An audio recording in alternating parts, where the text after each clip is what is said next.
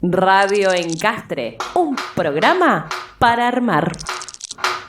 Hablamos de la mentira y decíamos hace un rato que leíamos un artículo de Feminacida que hablaba puntualmente de la mentira y la monogamia. Cuando nos ponemos a pensar el programa nos parecía piola entonces bucear un poco en la mentira, en la monogamia y en las nuevas formas que puede haber para relacionarnos y vincularnos, y eso nos llevó a una de esas formas, que es el poliamor, y que en Mar del Plata tiene una expresión en clave de organización, que es Poliamor Mar del Plata, y Cintia Verdaguer, que es compañera feminista, que participa de ese colectivo, que es comunicadora y educadora popular, es una de las voces, de las expresiones, de los carriles por los cuales podemos acercarnos, podemos compartir experiencia, podemos preguntar, y nos parecía piola entonces hablar con ella, sobre todo porque cuando también la invitamos y le contamos el nombre o el eje del programa, Cintia nos dijo que hablar de la mentira siempre es como la puerta que conecta la monogamia con todas esas otras posibilidades y formas. Hay que hablar siempre de esa mentira. Entonces nos parecía que estaba piola poder presentar y compartir con ustedes una forma de pensar la mentira. Cintia Verdaguer, muy buenas noches, ¿cómo estás? Hola, ¿qué tal? Bueno, bien. Muchas gracias por estar ahí del otro lado a esta hora. Y No, por favor. Algo que nos parecía importante de ese artículo que comentábamos recién al aire es que desglosa varios argumentos que explican cierto agotamiento de esta forma de construir sexoafectivamente, como es la monogamia, y plantea nuevas formas de encarar o reconstruir esos vínculos. Y en ese análisis se plantea que la mentira funciona como una olla a presión de la monogamia. Y no sé si es que hay una pregunta concreta en ese sentido, pero sí nos parecía importante dejártela picando para que vos retomes, ¿no? Como que queríamos empezar por eso, porque sentimos que hablar de vínculos y hablar de mentira es un poco un punto de partida común, porque todos, en términos de amor o de relaciones, si no practicamos, hemos padecido, y si no, las dos cosas, la mentira. Así que bueno, todo el micrófono tuyo. Bueno, de alguna manera la mentira me parece que sí, funciona en los vínculos en general, en todos los vínculos tiene un impacto que es muy fuerte, no solamente en los sexoafectivos, digamos, en las amistades, en la familia, en todos los vínculos que establecemos en el trabajo, en el estudio, digamos. Los vínculos interpersonales tienen la complejidad de basarse en la confianza. Claro. Y la confianza me parece que tiene que ver con una construcción que de alguna manera se hace en cada vínculo, y que justamente tiene que ver con esquivar un poco esto, ¿no? El drama de la mentira. Para mí es importante la mentira cuando hablamos de otros tipos de vínculos y de la sexoafectividad, porque de alguna manera, muchas veces es lo que ocultar o mentir algo que nos está pasando, algo que sentimos, que generalmente tiene que ver con el deseo, con el amor, con los besos, con el sexo, digamos, algo de ese orden. Cuando nosotros estamos en algún vínculo, si tenemos deseo por otra persona, si alguien nos gusta o si pasa algo con alguien, es como la primera decisión que hay que tomar es si eso se cuenta o no se cuenta, por ejemplo. Por ahí con las amistades no tenemos ese tipo de cuestionamiento, porque yo no me pregunto si le voy a contar o no a mi amiga que alguien me movió el piso, o que me enamoré, o que me parece que alguien puede ser, no sé, una persona importante en mi vida y por lo tanto voy a encarar algún tipo de vínculo. Digamos, a una amiga se lo cuento y no me lo cuestiono. Entonces, si yo tengo una pareja, si estoy en un vínculo sexoafectivo, probablemente me lo cuestione, contarlo o no. Y ahí es donde me parece que hay una decisión importante que diferencia la infidelidad de otras formas de relacionarse sexoafectivamente. Y en ese sentido es una olla a presión. Yo creo que a veces, hay una construcción de una ficción alrededor de la monogamia, alrededor de la idea de exclusividad sexual, de ciertas ideas que tienen que ver también con la posesión, que hacen que se construya, una ficción a partir de sostener muchas mentiras que van construyendo esa ficción, y que permiten que todo siga adelante. Entonces, bueno, de alguna manera la monogamia nos viene como planteando, o digamos también de algún modo más específico sería la mononorma, ¿no? Más que la monogamia en sí, pero digamos, esto de tener que nuestros vínculos estar regidos por una lógica monogámica, por mandato social, ¿no? Mandato familiar, mandato social, de algún modo nos está poniendo siempre en este problema, digamos, que es siempre lidiar con las mentiras, ¿no? Ya sea las propias o las del otro, o la de otra. Lo que nos pone un poco, Cintia, y lo planteo para poder cuestionarlo también, por supuesto, para mejorar la idea, ¿no? Nos pone en clave de lo que es hegemónico, de lo que está instalado, de lo que de generación en generación se transmite, por más que sea o que esconda una gran hipocresía, ¿no? Nos trae a hablar de esto en este programa en el que el tema o el planteo principal es la mentira, porque incluso aunque no haya engaño, y fíjate qué palabra se utiliza, ¿no? Para cuando vos tenés una pareja consolidada y sin embargo haces algún tipo de relación extramatrimonial, estás engañando a la otra persona y entonces ahí podemos encontrar la primera equivalencia de mentira, pero incluso, aunque no se consuma ningún hecho del que podría calificarse, digamos, como ese engaño, como esa relación extramatrimonial, también allí hay hipocresía a partir de lo que vos decías al principio, ¿no? De que parece que es imposible fijarse en otro o en otra, o que eso te mueva el piso, o que al fin y al cabo haya que resignar deseos y sentimientos solamente para cumplir con ese mandato. Claro, bueno, eso es interesante lo que decís, porque lo que uno siente, lo que se vive como parte del deseo, del amor, o de esto de el querer tener un vínculo con alguien o profundizar en un vínculo con alguien, en realidad son cosas que pasan en la vida, nos van pasando.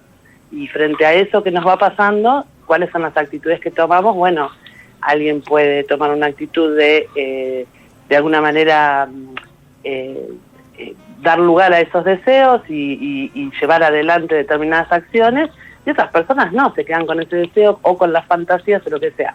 Pero más allá de esa supuesta consumación, digamos, que en realidad no cambiaría la idea de la mentira o esto de poder dibujar de alguna manera la realidad, chamullarla, ¿no? O disfrazarla, eso no cambia si uno hace o no hace con otra persona, porque cuando alguien te enamora o te genera, digamos, atracción, eso ya está dado. Entonces ahí insisto yo con esta idea, no hay que tomar esa decisión, se dice o no se dice, se comparte o no se comparte. De alguna manera yo creo que las mentiras que se van sosteniendo y que tienen que ver con esta construcción de la hipocresía que vos decís, o sea, la hipocresía en la que se basa la idea de la mononorma, digamos, esto de no poder salir de la lógica de la exclusividad, me parece que siempre hay excusas para sostenerlas, digamos, esas mentiras siempre tienen su trasfondo, que alguien puede mentir para no herir al otro, para no arruinar otros vínculos, para no dejar, no exponer su propia intimidad, qué sé yo.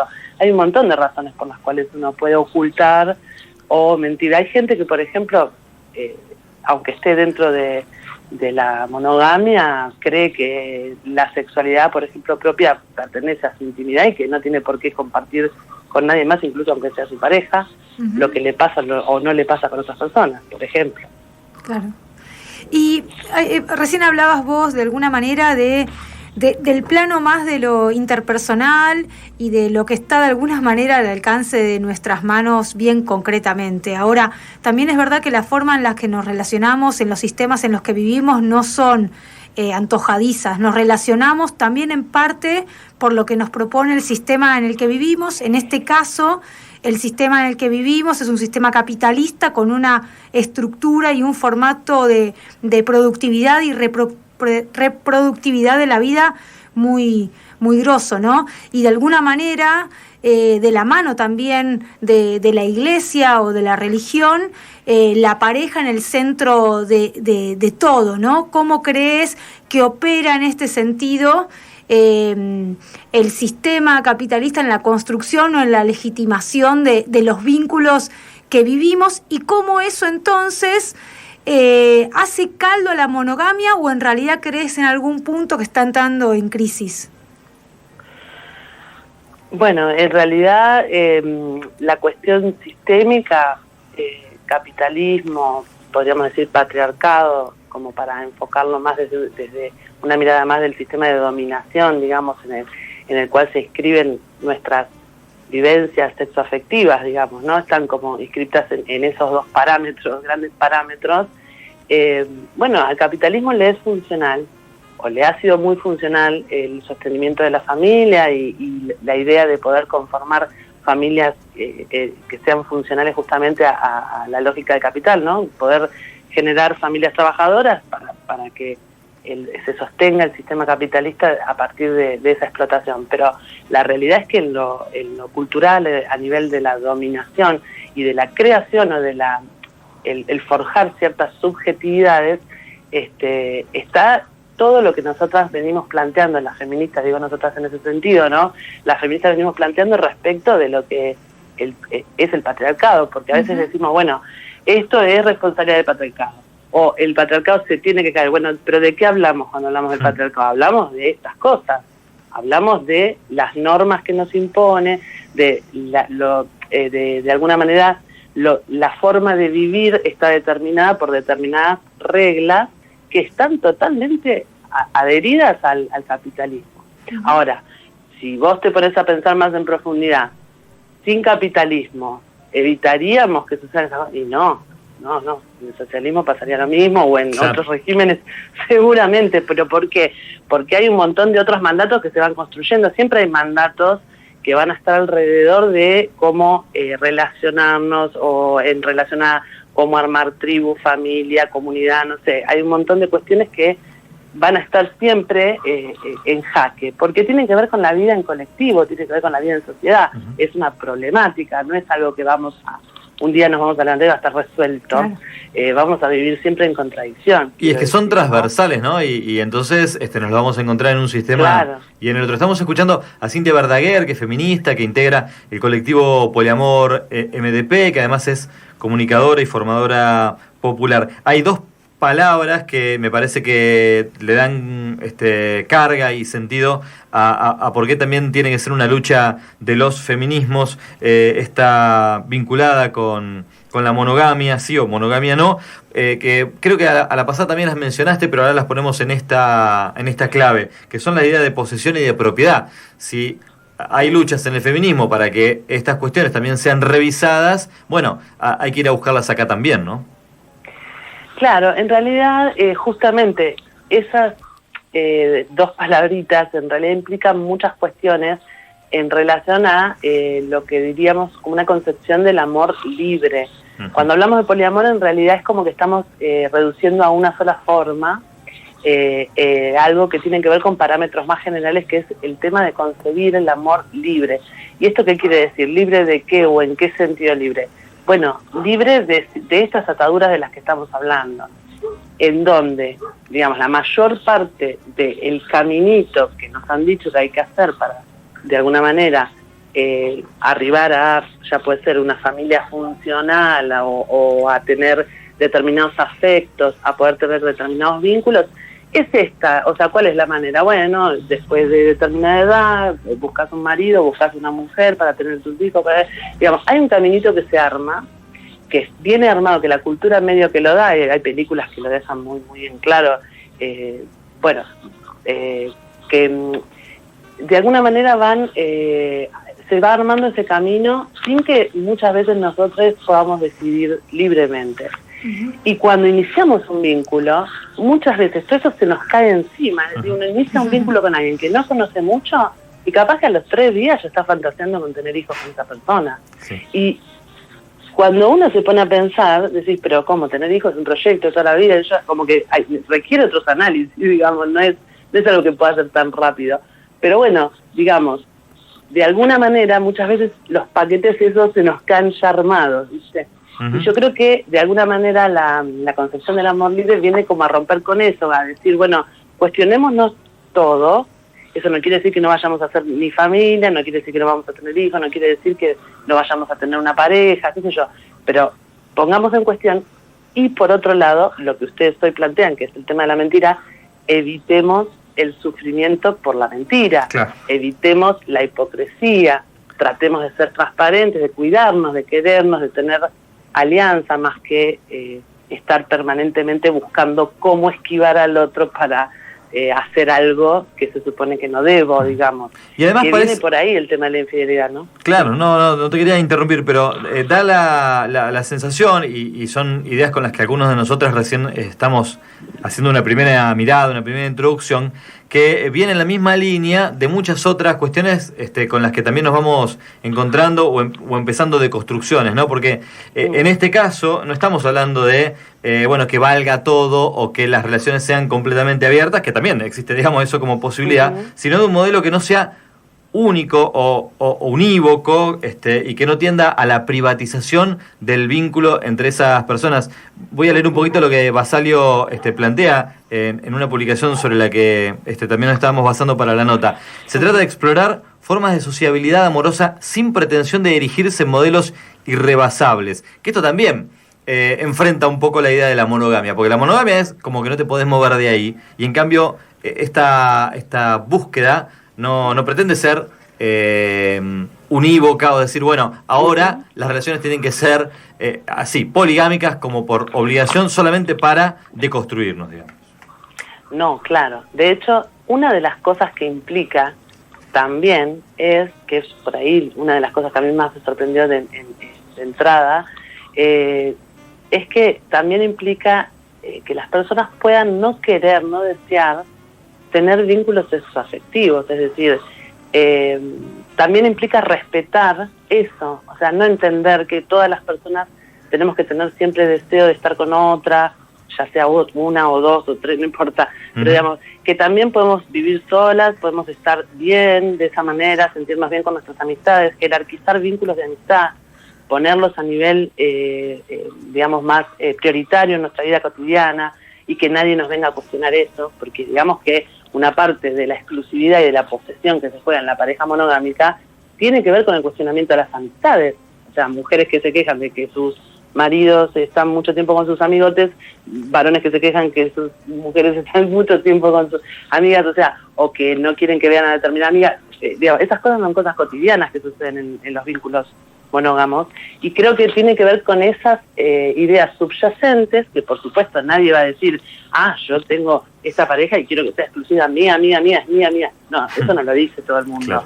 Hay pocas personas lo expresan así, pero que en el fondo están ahí esas cuestiones.